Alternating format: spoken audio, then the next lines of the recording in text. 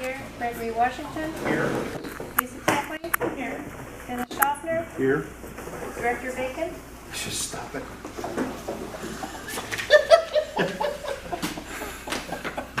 Is that excused absence?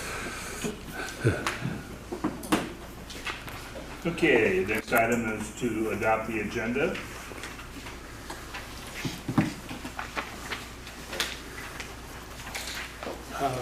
I move we adopt the agenda as written. I'll second. Okay, all in favor? Aye. Any opposed? Unanimous. Okay, approval of the minutes for the February 21st, 2019 session of RMAC. I'll make the motion. Second.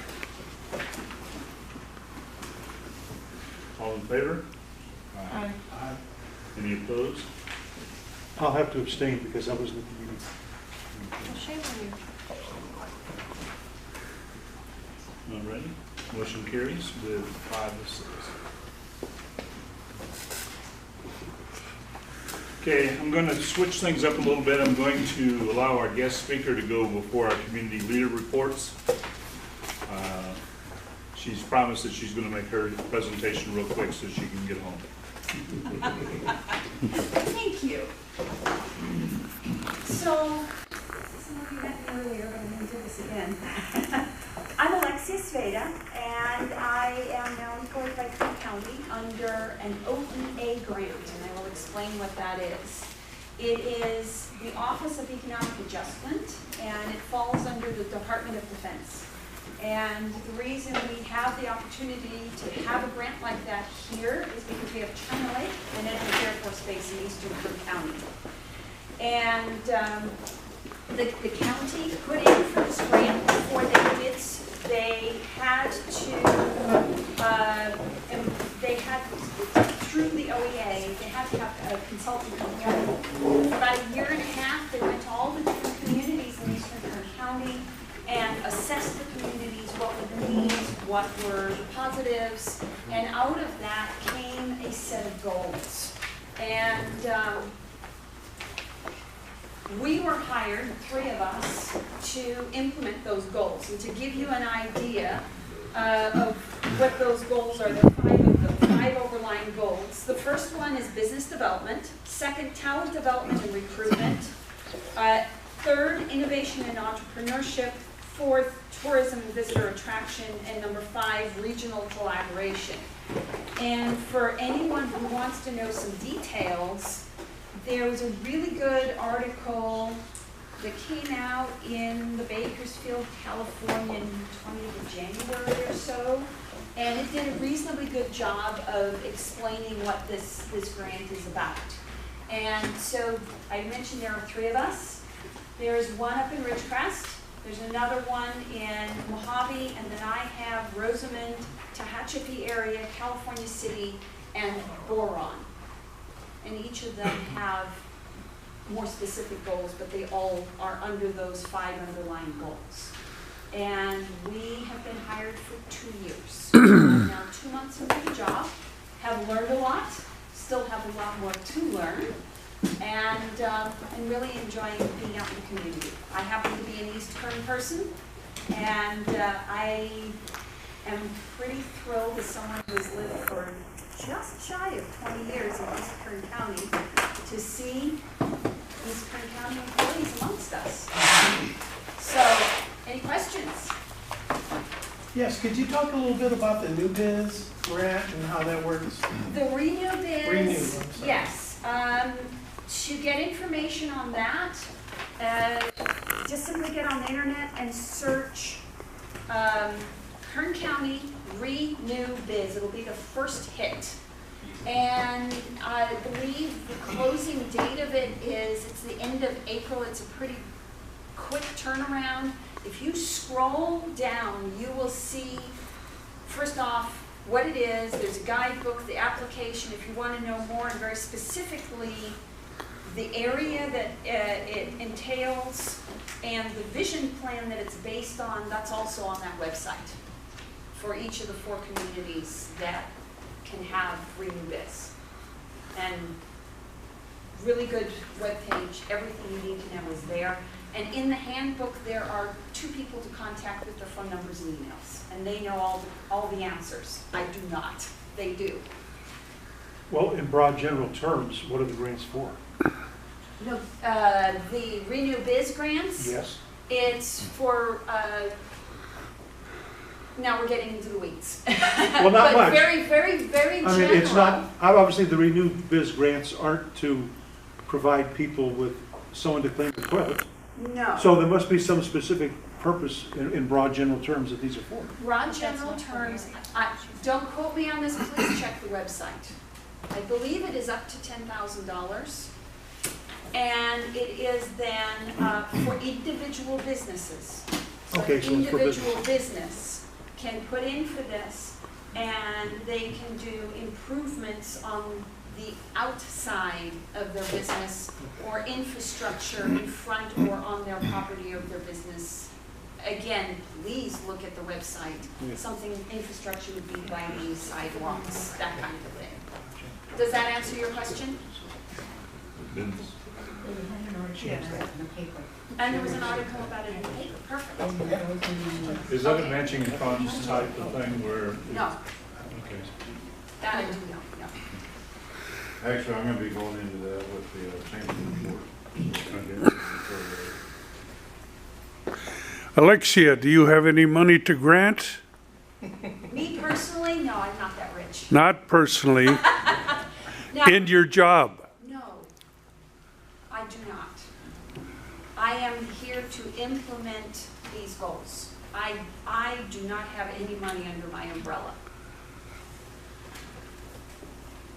I'm not at that pay grade. Any other questions? Okay. You're welcome. Thank you. Josh Mann Yes. with Waste Management, you have the floor.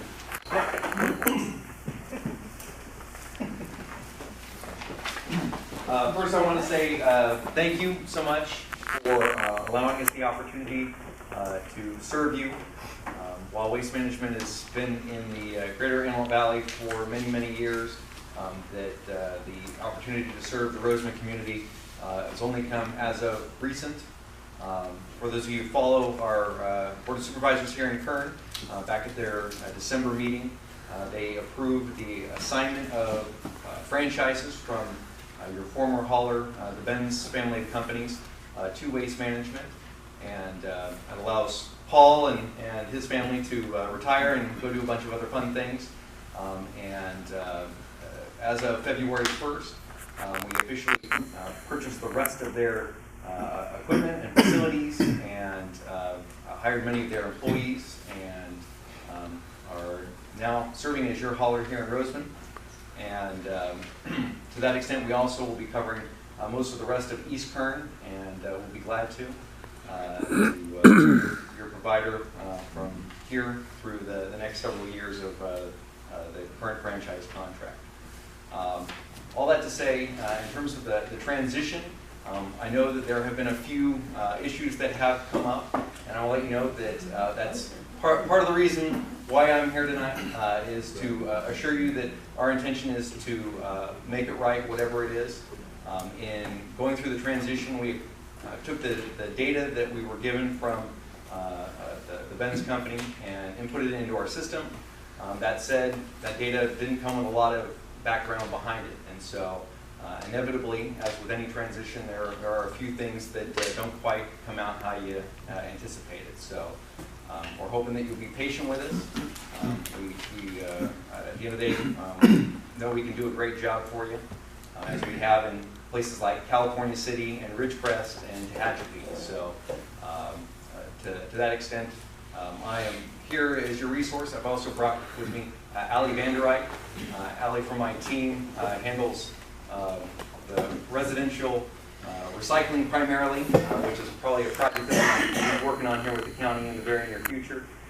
But otherwise, serves as a resource to you as our customer, in addition to our customer service team that you would interact with either via phone or email or online otherwise. So, but I'm not really here to tell you all about how great waste management is, although we can have that for another presentation, so much as to get some feedback from you, specific, maybe some questions that you have about the transition or about maybe our company moving forward here in Rosamond. I have a question for you. Are you Yes. going to be keeping this location open? Correct, yes. So in our acquisition of the Benz family of companies, we bought all of their facilities. So, and our intention is to continue operating those facilities. As you know, East Kern is a very wide, spread out place, and it makes sense for us to have localized facilities that service the local communities. Now, as to what services will be based out of those particular facilities, I can't tell you long term what that will look like. But yes, we intend in the. So we won't be able to go back in there and pay for our trash bill or anything like we used to? Well, our hope is that you don't have to worry about that anymore. That through. Oh, you're going to pay. Thank you. I was saying that most of us live very busy lives, and the last thing we want to have to worry about is driving over to some particular place and having to get our checkbook and write a check. Waste management is very much a proponent of doing things via the internet or automatic payments. So if you receive a waste management invoice, you have the ability to go online and set up a online profile, and you can pay all of your waste management invoices via that online profile. You can also set up for its automatic payment. So it automatically, as the invoice is generated, it will automatically debit the account that you've selected. Trying to make it easy as possible on the customer to be able to do so, as well as the ability to take payments through the mail, as some folks Can you still pay do. monthly, or do you have to pay 3 months at a time? So we invoice monthly. In terms of your payment schedule, if you paid monthly with Benz, you'll pay monthly with us. So from that standpoint, the invoicing is really done more from a standpoint of not sending you 12 pieces of mail a year, just sending you 4 pieces of mail a year. And however you paid previously with Benz is how you'll pay with us. So we've accepted all of their terms as dictated to us by the county. So they have had an agreement in terms of the services they provide and the way that they would provide those services, and we're adhering to those very same rules. Will you be hiring people from Rosamond to work here in Rosamond? Or at the Yes, location? so as we have openings up, in fact, I know we're doing a hiring, I want to say it's coming up in the next couple of weeks. I know we have positions open. We're going to be doing a hiring event in Tehachapi, but as positions come open here in Rosamond, we would definitely be trying to hire from the local community. As you well know, that nobody knows Rosamond like people that live and work and play in Rosamond. So we want to take advantage of that knowledge base. So yeah, certainly helps from a standpoint of interaction with the customers as well. So very much a proponent of hiring locally. I have 2 questions. Yes, sir. First, we have talked about this over the last few months about a transfer station here in Rosamond, because we have a lot of problems with folks being able to make their way to the landfill in Mojave. And a lot of folks can't maneuver a couch or a mattress Sure. all the way there. And if we had a transfer station or something like that, then maybe we could get some of that residue stopped from going to the roadside. I know you probably will not prepare to answer something on that tonight, but maybe we can bring you back in a couple months. Yeah, I want to say that your concerns are really no different in terms of elsewhere that we provide business in Kern County. So I can tell you that Alexia and I have had conversations about California City along those very same lines. So, and from our standpoint as your hauler, it doesn't fall on deaf ears, and we are ready to partner with the county, whatever their projects may be. And if that includes a transfer station, then we'll be right there to help them with that. So you would appreciate it coming down through waste management of the county to you? That's really up to the county to dictate. As the county has structured their waste management system, obviously they're the operators of the, owner-operators of the landfills, that if they extended that to a transfer station here in Rosamond, that we would interact on whatever basis that would be. So, and I do want to address, I know that some of you folks live in what's known as a universal collection area. And in that case, you pay for your service through your property taxes. Here in Rosamond, I think that only encompasses about 350 folks. Unfortunately, when that data came over, we did put you into that universal collection area part of our database. The unfortunate part is that some other data that should have come over to support that from a standpoint of you not getting an invoice did not get ported over, and so some folks may have received an invoice unnecessarily. So if you previously paid for your service through your property taxes, you will continue to pay for your service through your property taxes. And if you received an invoice from Waste Management in error, we apologize. And from that standpoint, please contact Waste Management Customer Service. Obviously, you're owed a refund, and you take that refund as credit if you do have Waste Management invoices that you would be paying for otherwise. Or if you do not have any additional business with Waste Management, we owe you a refund back in the form of a check. So if you have paid for that, so we apologize.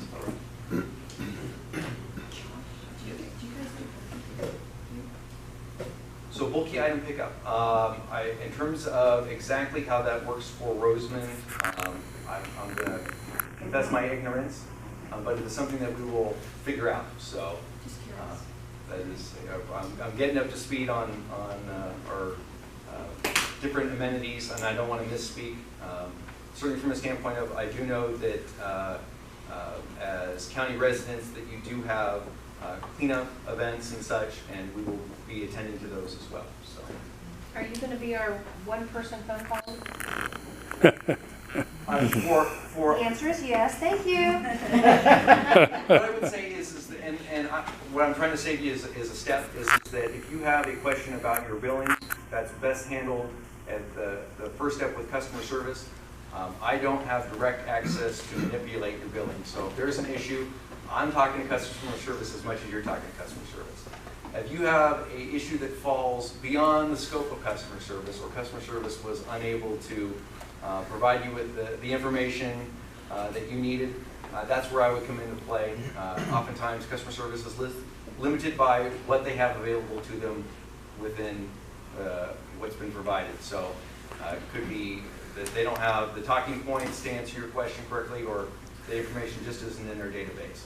In which case, I want to be your resource for that, I work and live locally, and I take care of my local constituents, and more than happy to answer your questions. You can always email me, because I do quite a few things. It may take a little bit for me to get back to you, but please know that I do answer every email personally. Either that or someone from my team, like Allie, will be answering on my behalf, as well as returning your phone calls, that sort of thing. So more than happy to help. Know the Rosamond community a little bit better. I did some work out here many years ago, but it's been a while, so I'm ready to get back engaged and hang out with people like Randy. So get that dentist down there who I know. For better or for worse. So. Yeah, most people aren't really willing to admit that. And certainly bring back a presentation on a more comprehensive basis about the opportunities of us to work together, potentially to do some community cleanup and that sort of thing. So. Perfect, thank you. Thank you very much. Community leader reports, Kern County Sheriff's Office, Sergeant Anton. Sergeant James Anton for the Kern County Sheriff's Department. I'll give you some real quick stats for tonight. For East area, our numbers were really down with this last month, which was, I guess, good. We had 1,601 calls for service in the East area. 515 of those were in Rosamond. We were actually the slowest of the 3 substations this last month.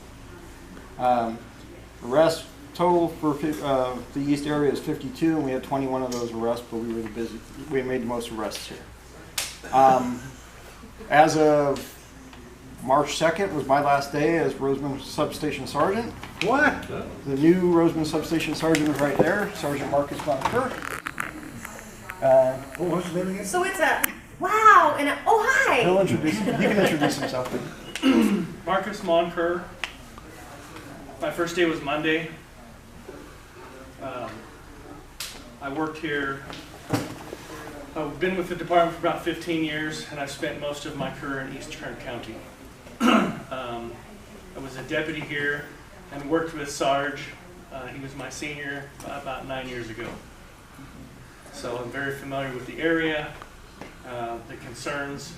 You've grown a little bit since I've been here, and I'm excited to be here.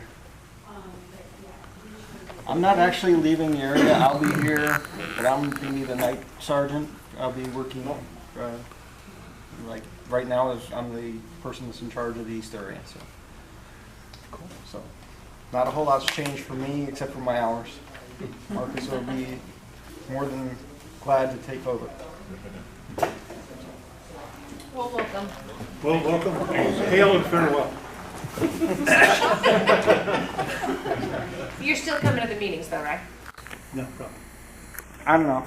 Interesting. Technically, I'm supposed to be out supervising right now. But. Well, I'm supervising that guy. I always need a supervisor. California Highway Patrol, Lieutenant Williams. Good evening. You know, it's kind of interesting. I was listening to his calls, and we're pretty much the same thing. We had, to the CHP, we had 1,500 calls that came in through our dispatch, and only 350 of those were for the town of Rosamond. And I know I say it at every meeting I go to, but I love this community. This does not keep us the busiest, which is probably why you don't see us as much as you probably want to, because unfortunately other communities tend to draw us out. But I do have some stats from last month that we did. We had 27 collisions here in Rosamond. 3 of those were hit and runs. We had 9 DUI arrests. Twice the railroad arms went down and we got called to it. So 2 animal hazards, 2 dogs running loose that we got calls, and we actually found the dogs and snagged them up for animal control. We had 9 abandoned vehicles that we were called to, and 27 reckless driving calls that came in from you folks here in Rosamond. So again, like I say, Rosamond's one of my favorite towns because you guys don't keep us really busy. And I may have mentioned at the last RMAC that we're helping out Cal City Police Department. That is actually starting on Saturday. And just to kind of correlate the differences between the communities is here, the numbers are kind of small, but when we were in Cal City, for example, we had 160 tickets and 167 calls for service that we covered in just a 1-month time period out there. So a little bit of difference night and day of calls, and it's a little bit busier out there, and so anyhow, we're happy to do it. And also, is everybody following our Facebook, CHP Mojave? Please follow it. We've got a lot of good stuff on there. Recently, we had a little Disneyland caper. A lot of people saw. That came out of a traffic stop from a guy who was driving past the school bus. So what we were doing, and so everybody knows, and we don't brag much with these, but we actually put an officer in the school bus, and we have them park, and as people drive past them, he calls it out, and other cars chase them down and write them tickets for going past the school buses. And that's how we got this guy. Guy drove past the school bus when he wasn't supposed to, got pulled over, and got caught with all of his Disneyland stuff in the trunk. So our office got inundated with calls on, well, what's legal and what's not legal on passing the buses. So I just want to educate you guys really briefly on to clarify what you can and can't do. When the bus stops and the red lights flash and the stop sign comes out, if it's a 2-lane highway, as in 1 lane in one direction, 1 lane in the other, both sides have to stop, okay? If it's a 4-lane highway, in other words, you have 2 going in one direction, 2 going in the other direction, only the cars on the side with the bus have to stop. The other side can just keep going. Does that make sense to everybody? We don't have any 4 lanes. Well, yeah, sure you do. And Rosamond Boulevard right in front of the high school is a prime example where it's 4 lanes. So if they're on one side, the cars that are going the same direction as the bus do have to stop, but the cars on the opposite side can continue on their way.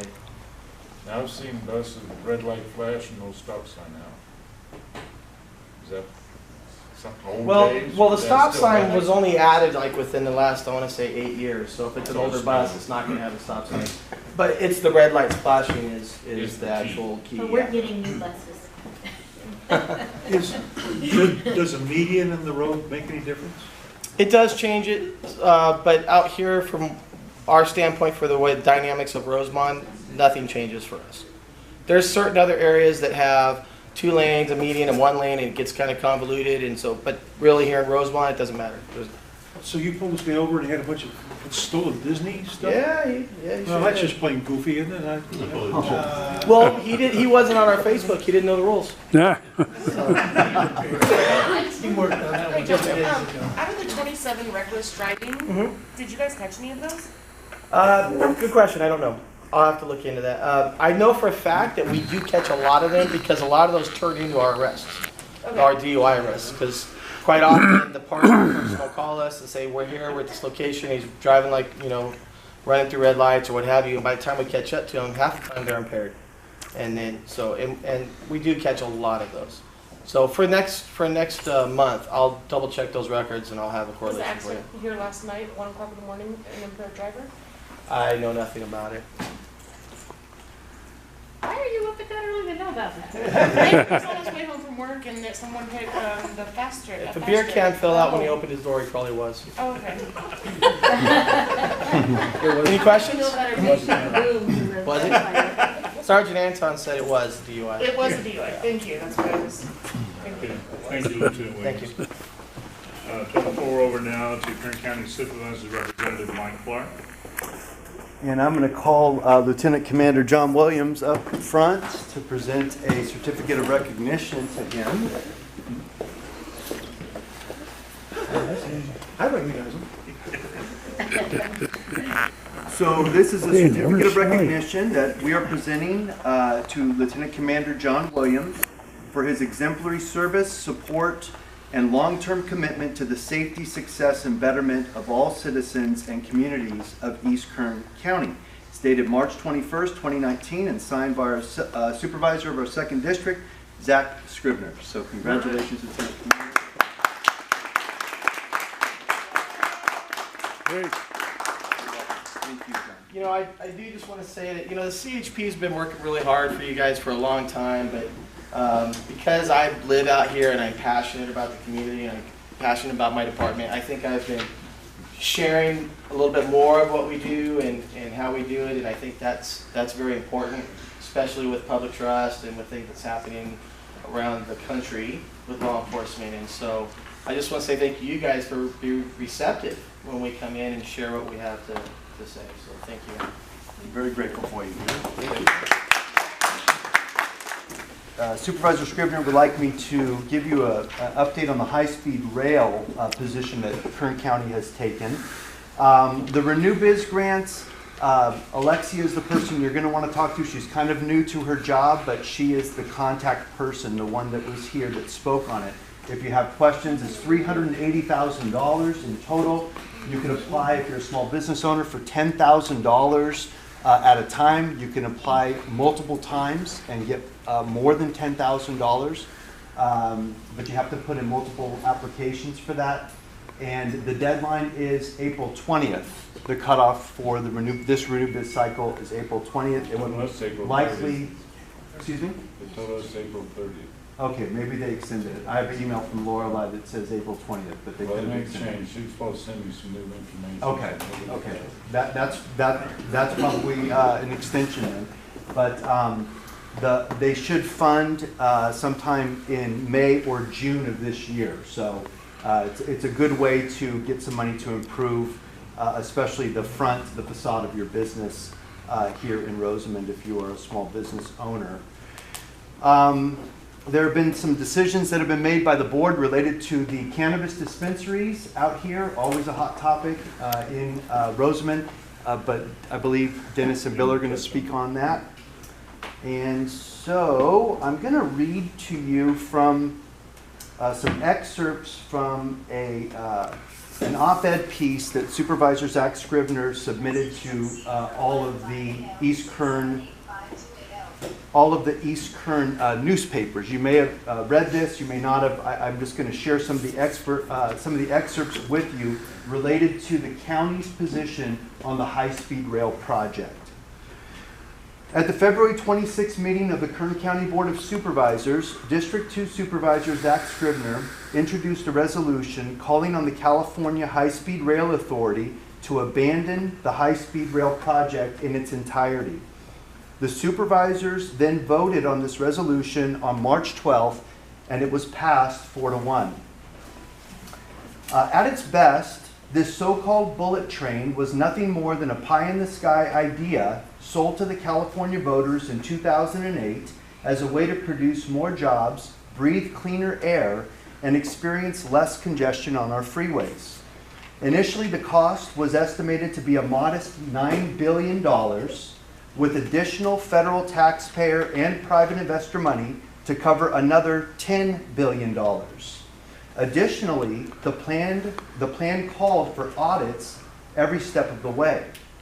Here we are, more than 10 years later, with a price tag now of $77 billion, and the project never left the station. They have torn up lands, constructed massive concrete structures that are connected to nothing, and have filled the coffers of consultants and attorneys. This project has caused chaos and costly planning nightmares from San Diego through Central Valley towns and farms and up through the Bay Area. No one in the private sector invested a dime, and it took 9 years to get an audit. Supervisor Scrivener's resolution cites the California State Auditor's own findings that the CHSRA has had flawed decision-making and continues to have ongoing poor contract management. This has contributed to cost overruns in the billions of dollars. The auditor also found that the CHSRA would most likely not meet its new construction deadline of 2022 unless they were able to build the Central Valley portion twice as fast as they had planned. The auditor warned that missed deadlines puts the state in jeopardy of having to pay back as much as $3.5 billion to the federal government. In his recent State of the State address, Governor Newsom acknowledged these mistakes, but made a flawed decision himself when he said that he would adjust the plans and only keep the HSR project alive from north of Bakersfield to Merced. This flawed from the get-go project should be abandoned. Instead, the billions that are already out on bonds, which is a government term for a taxpayer-backed credit card, should be redirected to projects that will truly benefit Californians and all those who are traveling on our highways. It is the hope of Supervisor Scrivener that with Kern County definitely calling for this project to be dropped, other counties and local governments across the state will join us and put pressure on the governor and the California State Legislature to redirect our taxpayer dollars to other, more worthy projects that truly serve our citizenry.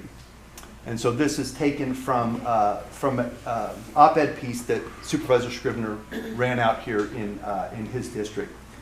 And so that's the position. There's 57 counties in the state of California, and we are inviting them to join us in their opposition to this project so that we could take those billions of dollars and do something that is more attainable, more realistic, and quite frankly is going to benefit all of California instead of just a very small number of Californians.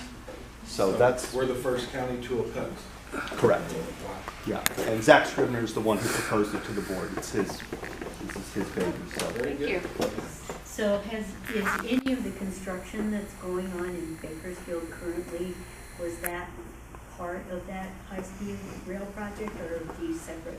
I don't believe they've even gotten to Bakersfield yet and started breaking ground. I think. Because I heard a rumor that all the 24th Street stuff was because of the Oh, high-speed no. rail. No, that's not the high-speed rail. Okay. No. Just a rumor. Correct. Yeah, I think they're only up in the Modesto area right now, but they've already spent $77 billion in cost just in the Modesto area.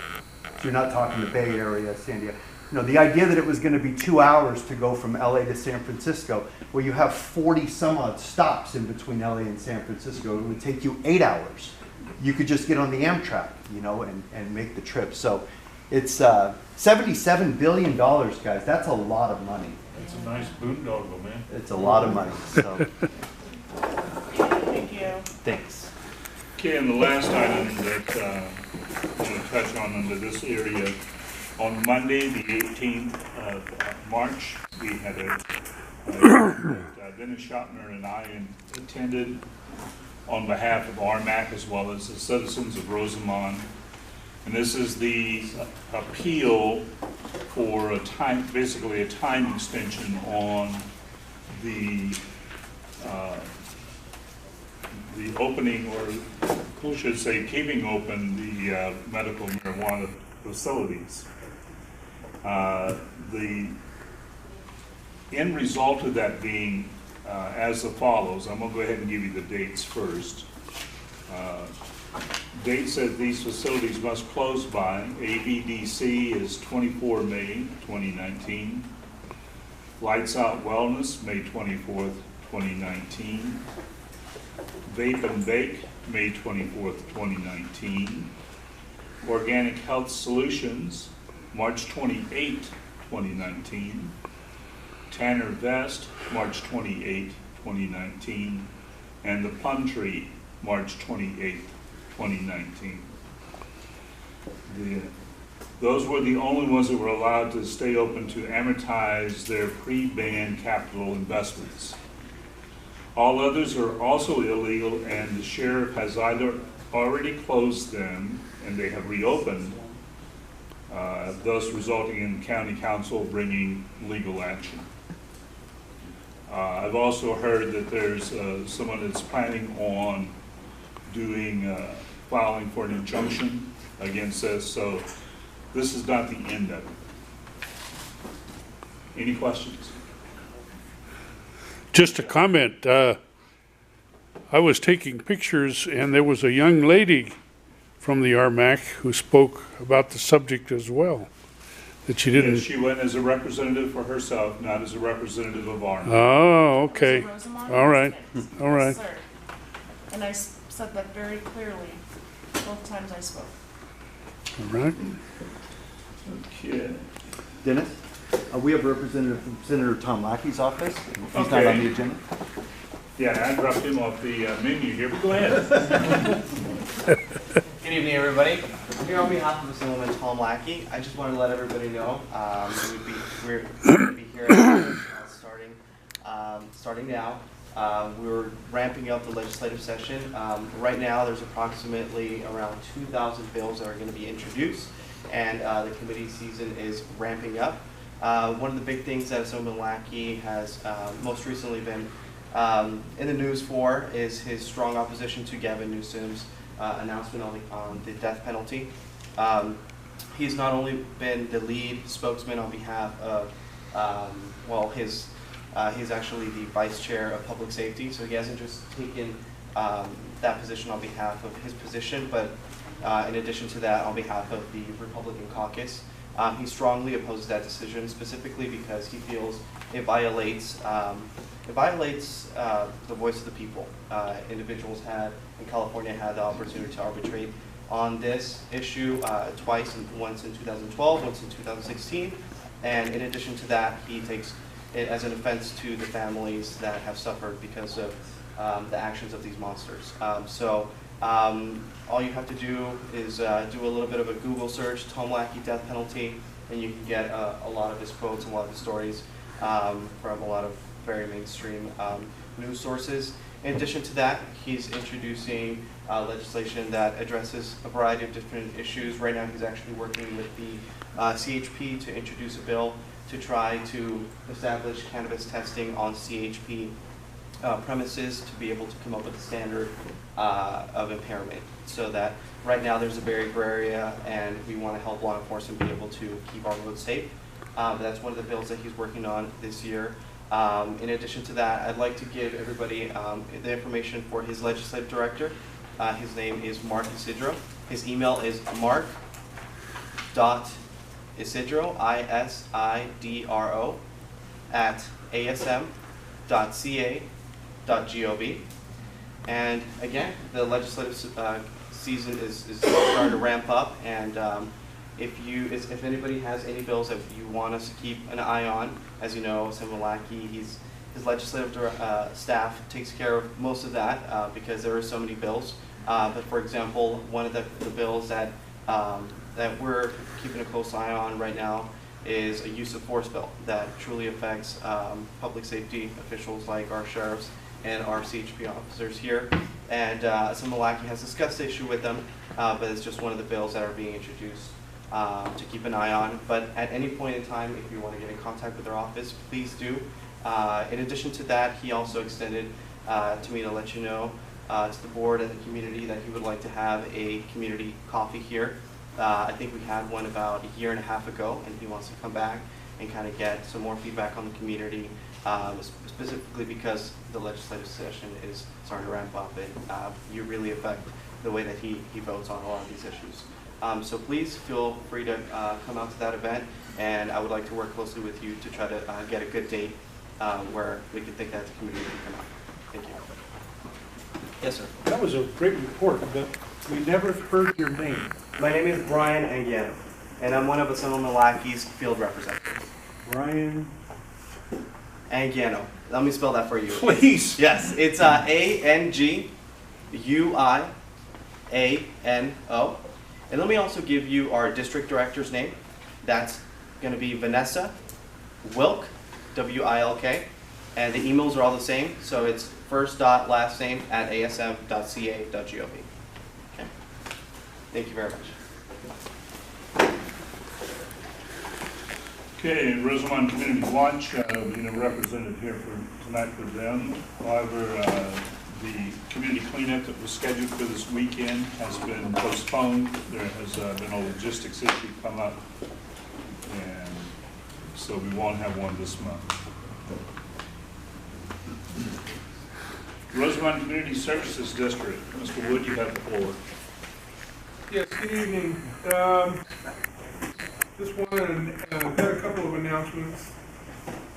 On March 8th, our board, we had a special meeting to select a replacement to take the seat of Russ Williford, who passed away. And this board interviewed 3 fine candidates. All of them qualified in their own way. And we ended up selecting Mr. Gregory Washington to sit on the Rosamond Community Service District Board of Directors. And I personally feel that he's immensely qualified, brings a lot of credentials to the board, and I think the community is going to be well served by having him on the board, serving the community from that dais.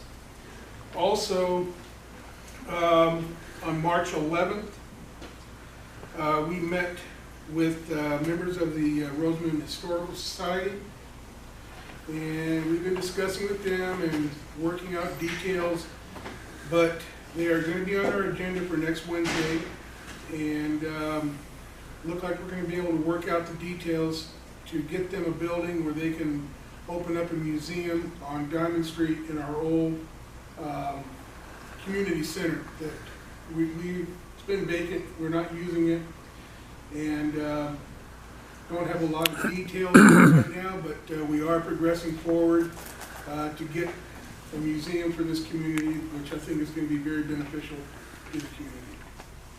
All right, and with that, I hope you guys can come out to our meeting on Wednesday and participate and hear the other things that are going on in the areas of water and sewage and street lighting and all that other good stuff.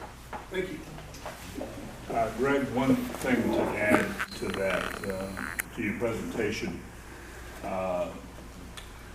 There was a letter that was sent out that dealt with Gregory Washington and the fact that he needed to resign from the Rosamond Municipal Advisory Council. Taking it up with the county has no objection to Mr. Washington being on both committees or boards. The only thing that we ask of him is to recuse himself if there's any items of discussion of conflict between RMAC and RCSD, so that we don't have to deal with that at that particular, during any kind of situation like that. But otherwise, we're comfortable with having him on the RMAC. Okay, I'm not at liberty to discuss that. All I can say is that during the interviews,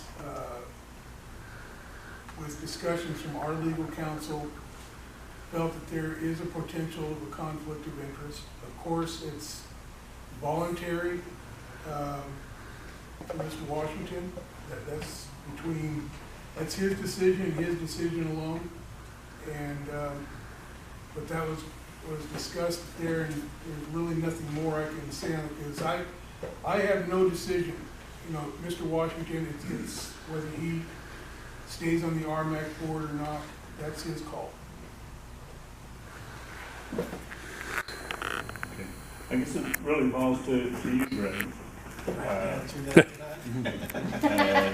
Because if their counsel has told you in so many words that you can't serve two masters, he should be able to explain to you why that would be the case here with us and RCSD, and then we'll deal with it from there. Okay? Okay, congratulations. Thank you. Yes. You know, it's kind of a no-brainer for me with the experience that I have in water.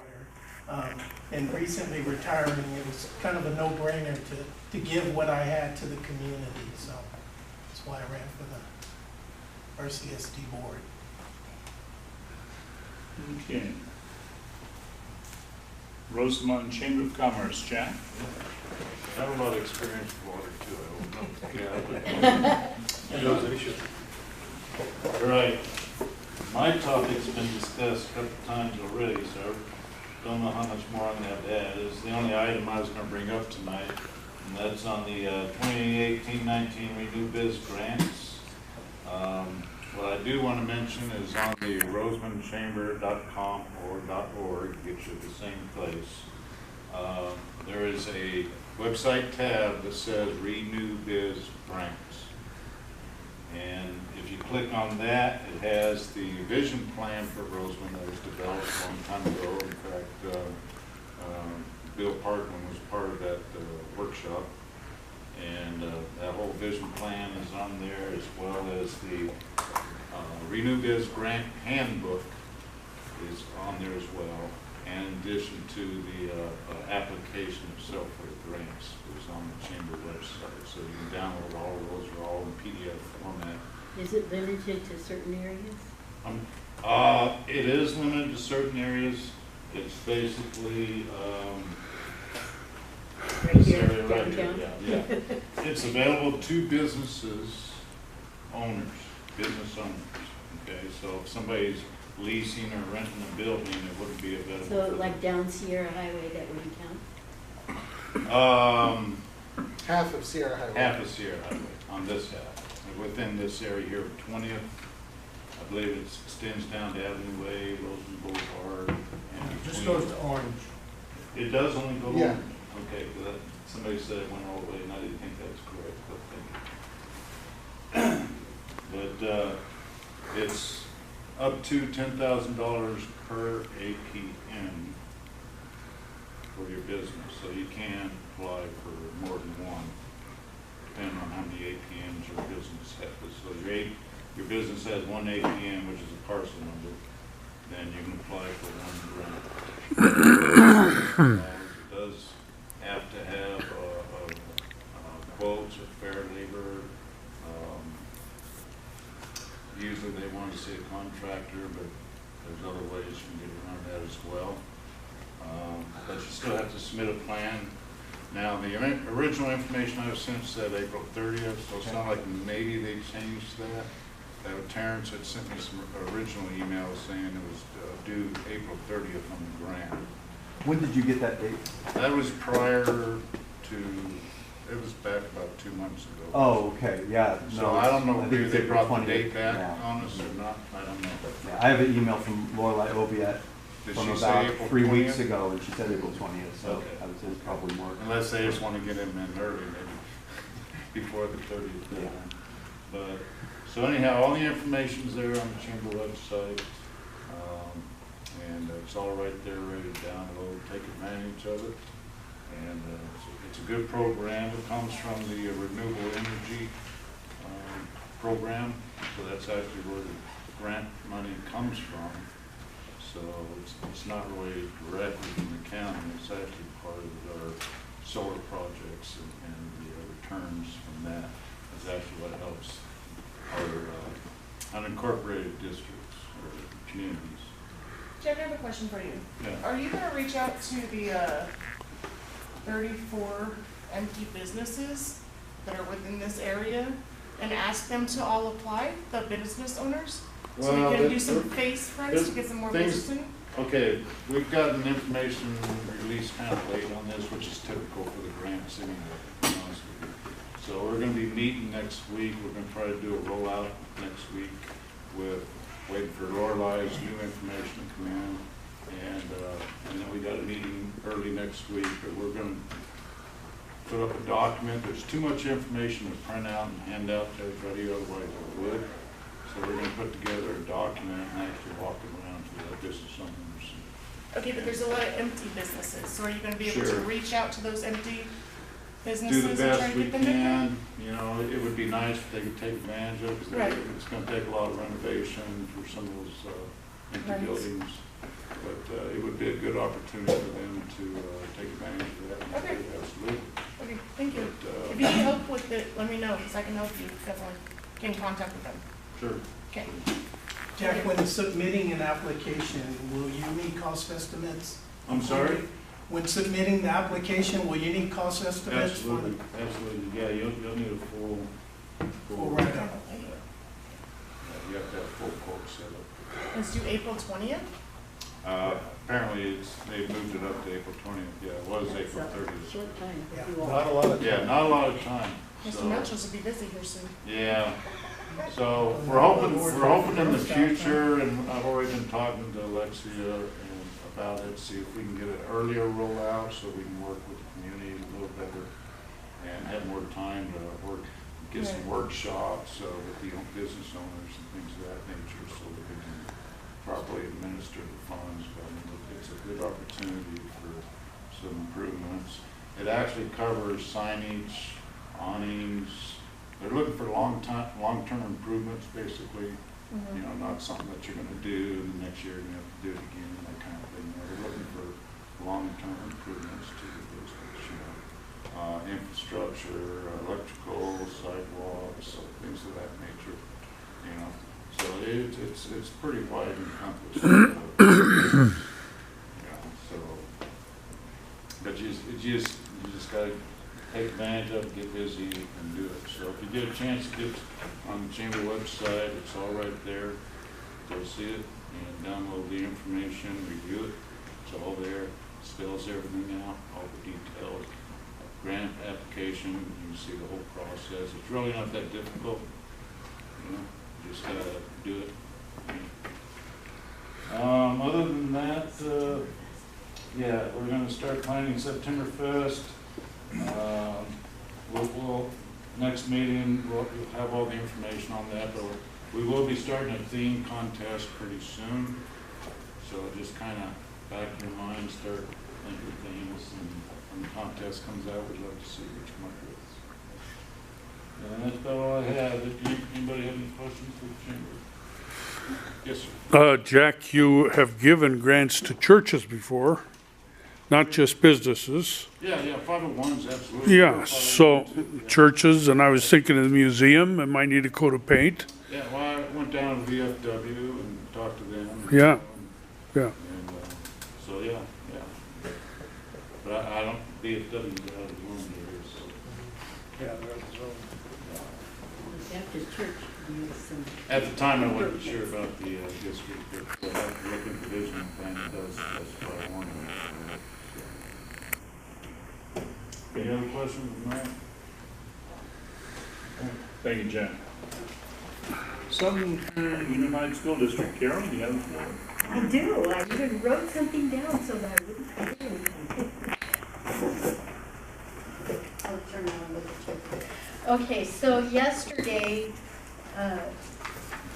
well, about a month ago, we put up a job flyer for a new superintendent because we have an interim superintendent, and we had over 50 candidates apply.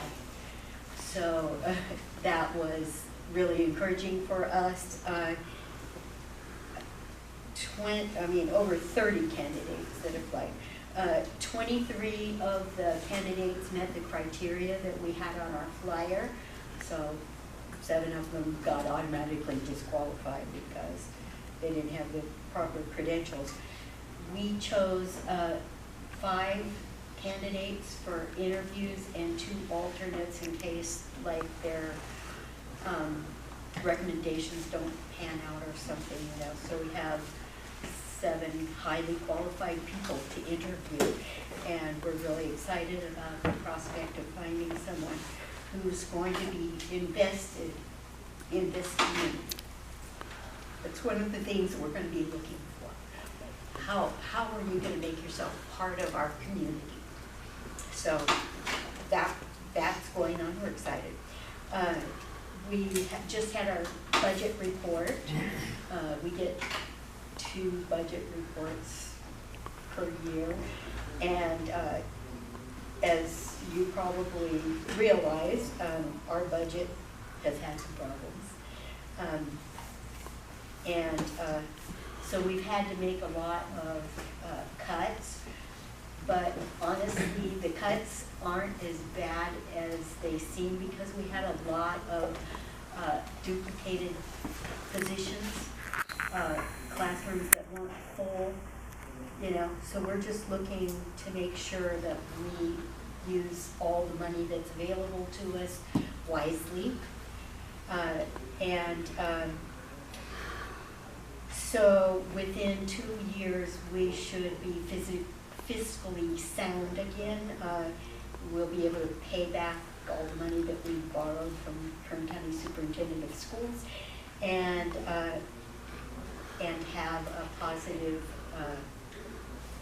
fund, you know, working fund to work with. So 2 years is what it's going to take, and so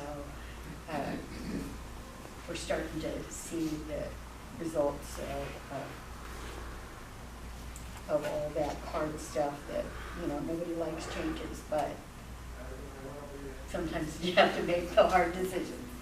Okay, so I wanted to say I noticed that in the newspaper there was an article about our robotics program, that they won a thing called the Judges Award. They came in 10th in a contest of 33 communities, and then they were awarded the Judges Award, and they've just applied for several grants, so that program is going strong and going to continue on strong. The Air Force Junior ROTC is still looking for an officer to fill the 2nd position for that program. We've been out of compliance because they require 2 officers and we've only had 1. And so we're just having trouble. So if you know anybody, retired Air Force, that, you know, it's on EdJoin, and I think they advertise through the base also. So we're looking, please. And it's a paid position. It is a paid position. The minimum plus, actually. Well, I'm not. Not so much plus. I'm not going to say that because that's not my area. So we just adopted the new school calendar for the year. Everyone, the Teachers Association, the classified employees, the parents were on there, the board was involved in it. Everyone agreed And we have a calendar for next year just adopted.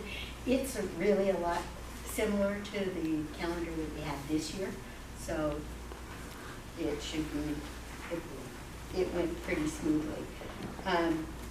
We also just went through the board policies. We had to renew and update those.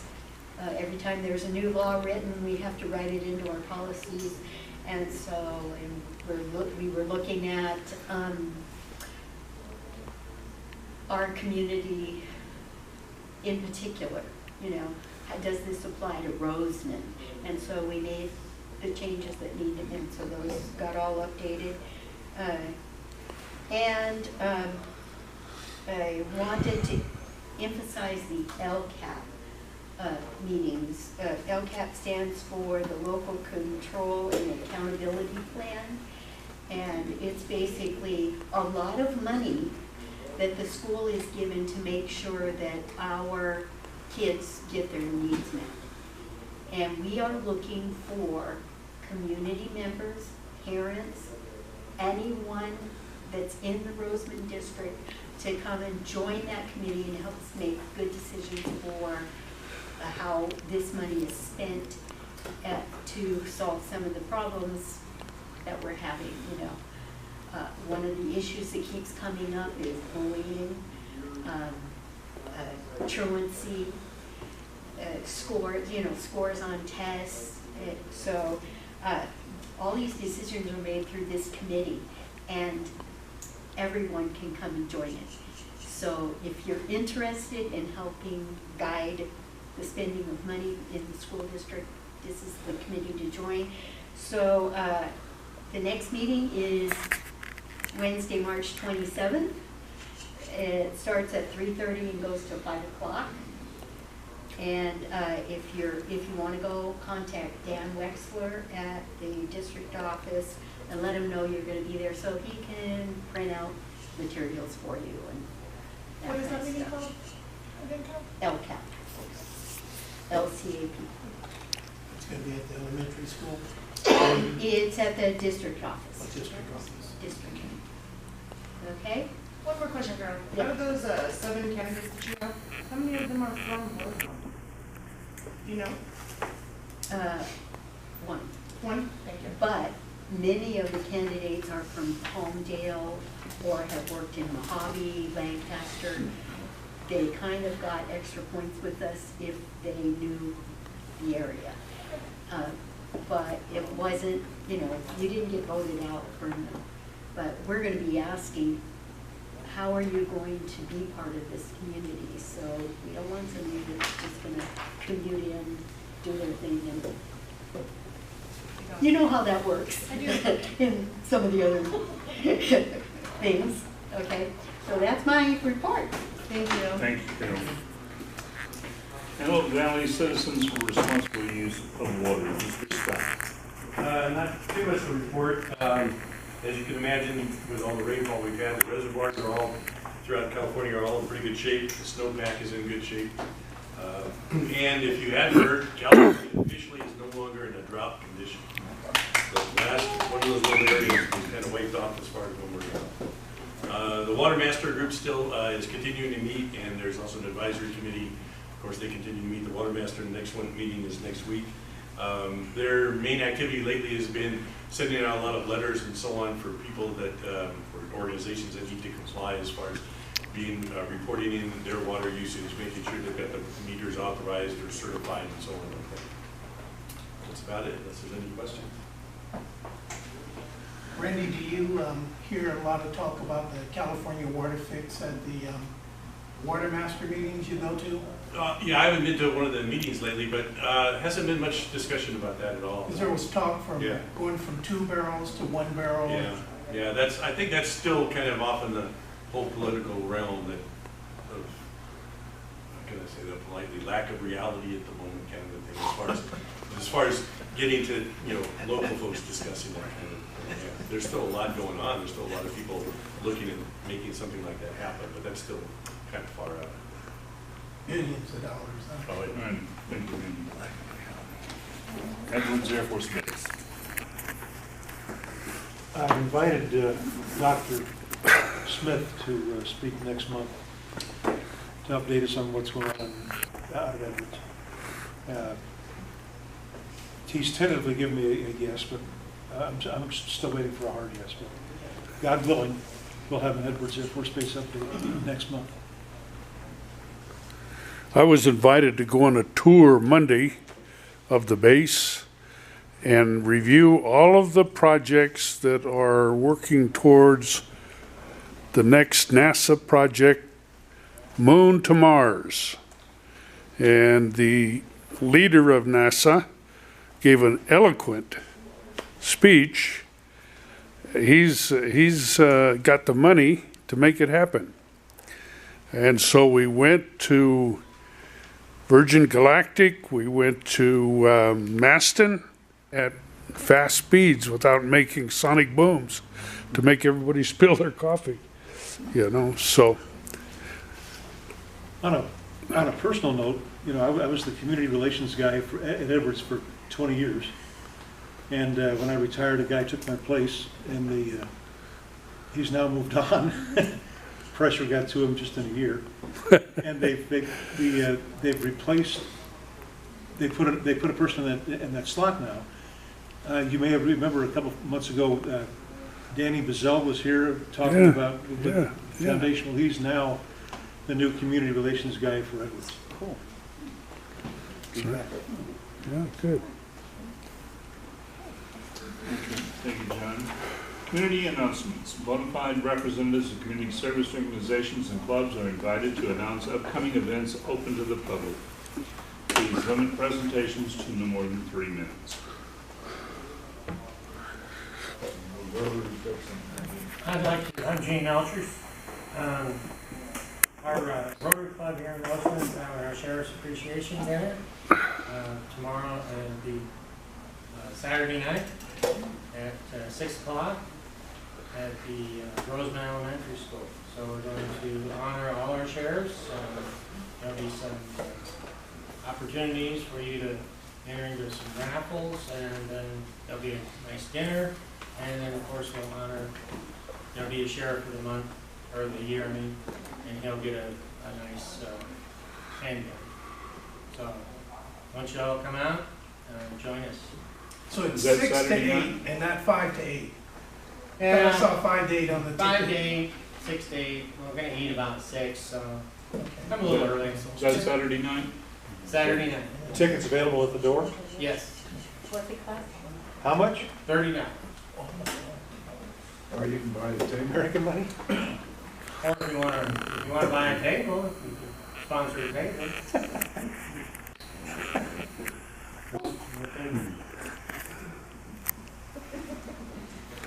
Thank you. Thank you.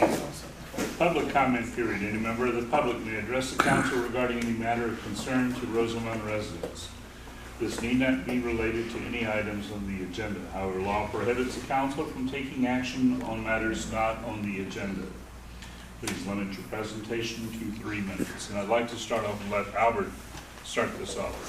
All right, Albert Gatton, your local realtor here in Rosamond. Just want to give you a quick real estate update.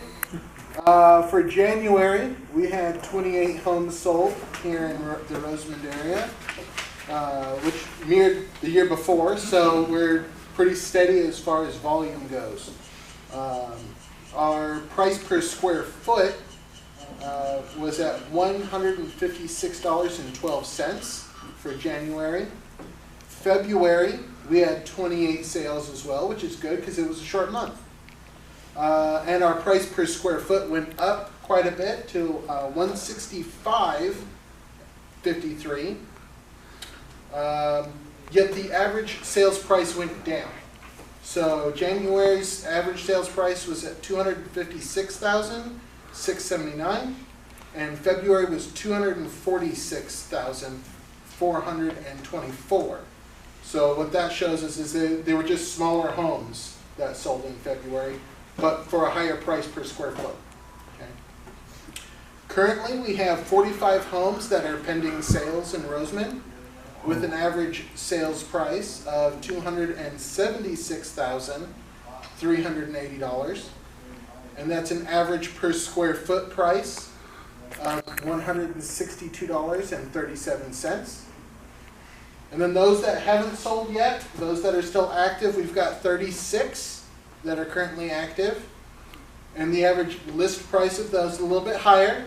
We're at $285,096.50.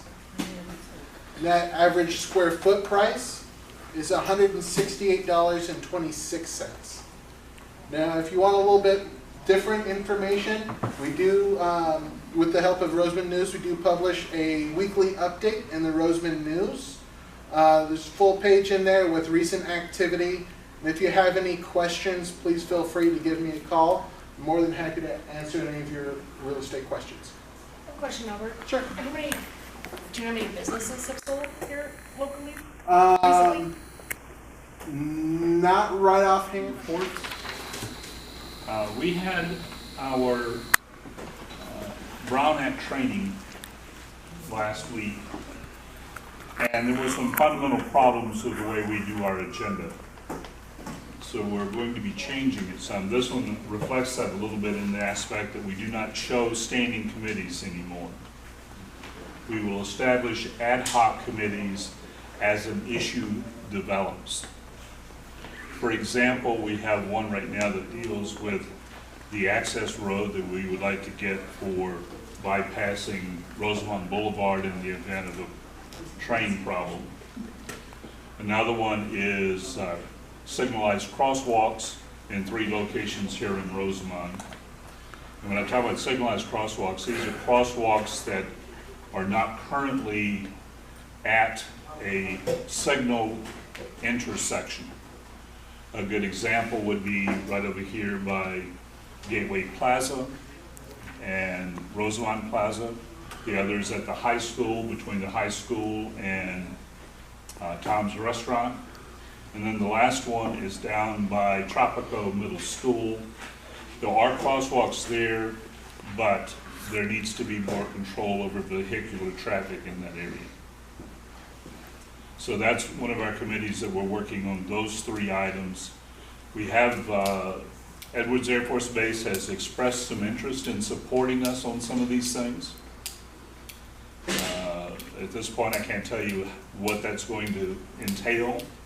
It may be just a letter, it may be funding, who knows? We'll see how it goes. Okay, on the access road, we're still doing data collection. As you heard tonight, Lieutenant Williams mentioned 2 more times that Rosamond Boulevard was blocked by malfunctioning signals.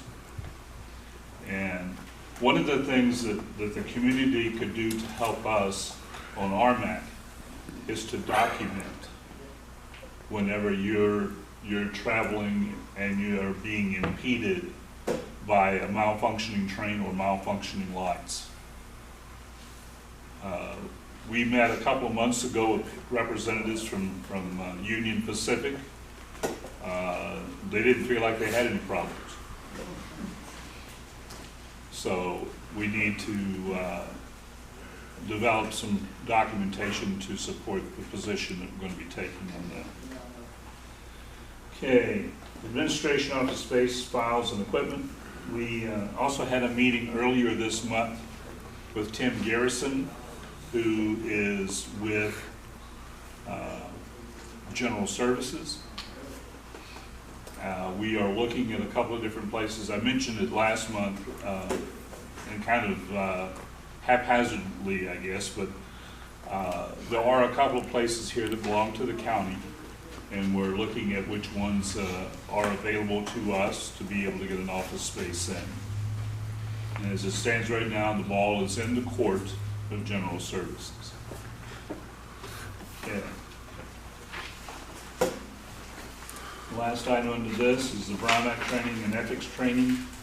We held that on the 12th of March. 3 of our 6 directors have already been, have completed their ethics training. The remaining 3 are on the hook to have their training completed by April. And we'll give you an update as we go along on that. New business. RMAC special vacancy notice, Gerald Morris, Director, has resigned his position effective March 5th, 2019.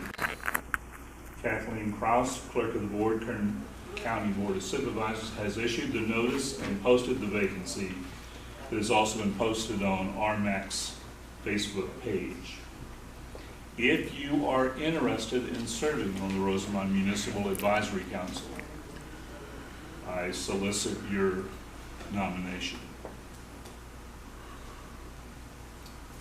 Okay.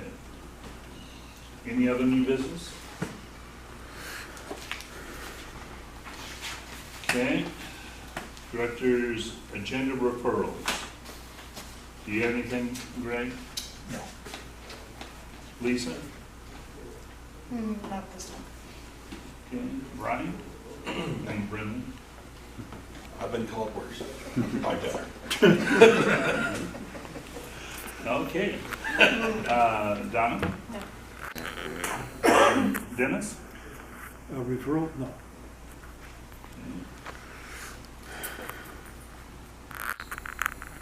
Director's comment. I'll start with you this time, Dennis, and go back the other way. Yeah, you touched on it a little bit. We went to those hearings Monday, and that was approximately 7 hours, 7 butt-numbing hours. Yeah. Yeah. It was tedious, but it's the procedure. It's all things considered, I was pretty happy with the result. The overwhelming feeling that has been conveyed to us here at these meetings over the past several years has been that folks are generally, not entirely, but generally opposed to, especially the proliferation of these businesses in Rosamond. 3 of the 4 that appealed the deadline, and to amplify this a little bit, originally they were given a year from November, was it 24th, I think, 2017 so be closed by a year later. Somewhere along the way, and I'm not sure what the mechanism was for that, there was a 6-month extension. And so this hearing was for those folks that were appealing that, wanting longer time. And the whole point was for them to recoup their losses. Capital expenses, I think was the phrase, okay? 3 of the 4 from here were told, or the motion was made by our supervisor, this is Ash Scrivener, then the second, and then voted on, that they would deny the appeal and insist on the closing in 10 days. The 4th one, AVDC, was allowed to stay open until May 24th. Because quite frankly, based on my observations, they've done a wonderful job of trying to do the best they could to operate within the law and be contributing members of the community. I was very happy with that result, because the other ones were just cut off at the knees, but that effort of wanting to be a part of the chamber, of wanting to help out with community events by moving their location to a more suitable location, all those things were met with a favorable response from the supervisors. If you haven't been to a county supervisors meeting, I would encourage you to go, or at least you can go online and watch it on your computer. They really are our government here. We're an advisory council to them. The advice goes 2 ways. We advise them on how you feel about various items of interest. They in turn communicate with us what the county can and cannot do for us here. So this is a 2-way communication conduit. Government is of the people, by the people, for the people. We need to be involved in knowing what's going on. And if something is really of interest to you, feel free to speak up. That's why we have these meetings. That's why we established the Rosamond Municipal Advisory Council all those many years ago. And so I appreciate your attendance tonight, and can tell you that based on all the experience that I've had with the county, most of the folks that I've come in contact with are honestly trying to do the best job they can for us. That's my report. Good, Donna? No comment. I would just like to make a statement, and maybe it was from the previous meeting was pushed to this past Monday, was it? Either that slipped past me or I just didn't pay enough attention. But there certainly wasn't any postings of that meeting that I came across in my daily habits. Is there a way that we can proactively put those meeting notices out there, or am I just not doing my job of going to the Kern County website every day and seeing what's coming out? Well, There are functional problems with the mail. we have I will published, leave it at that. we have published several articles about it, but it was continued to the 18th from a previous meeting. And so if you were on that track and got to the previous meeting, then you'd see it was continued till the 18th. And I was aware, but as I get older, memory starts to fade, and if I don't notate You tell them. if I don't notate it, then it slips my mind. So I was just thinking that there might be a better way of reminding people. Brendan? Yes. For someone like you guys were in your positions, you can go on there and they have it where they can send you email reminders, and they'll send you the agendas a week ahead of time through email, and you'll never miss a thing because it includes special reports, special meetings, and everything through there. Anybody can go do it and sign up for email reminders on any agendas or reports from the county supervisor. I will go and do that. And that's on the Kern County website? Yeah, I have to do it in what I do to stay up to date regularly.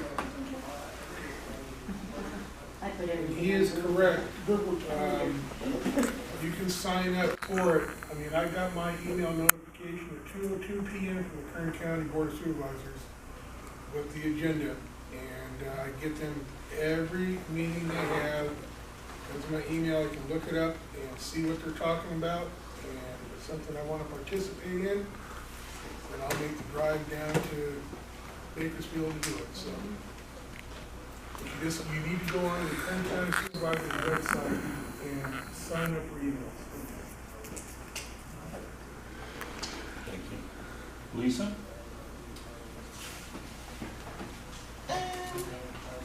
Happy birthday to you. Oh, sorry. Yes, I'm getting older. I'm a year older.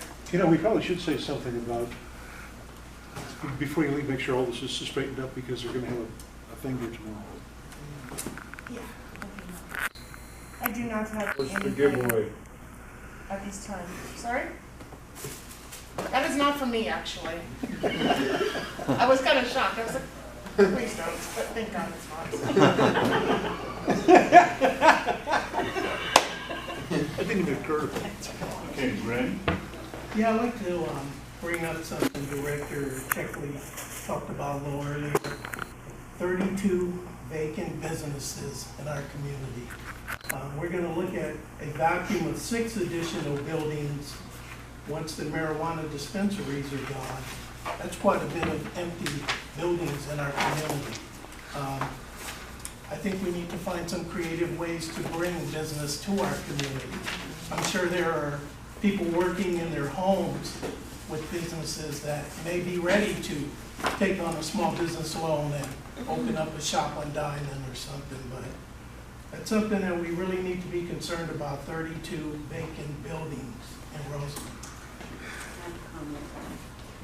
I know for a fact that there were businesses driven out of business because the marijuana businesses were willing to pay more rent, so they lost their rental space. You might want to go back to those businesses that were driven out of business and see what you can do to help them get back into business. Okay, and the last thing which Dennis had just mentioned, if you'll put your chairs up on the tops of the table gingerly, so you don't... But you sure you want to? Yes, the sign up there on the door tells us to do that. Yeah. Oh. Always. Always comply. And it takes And real then man come to sit back at a tomorrow big and eat off of those same tablecloths. Yeah. I eat off a plate. I don't eat off a table. It's not what we heard, Pat. Okay. Do I And have any- welcome, new. sergeant to our area. We look forward to it. Any motion for adjournment? Make a motion, we may adjourn. Do these chairs go up? I will second. So are our seats. All in favor? Aye.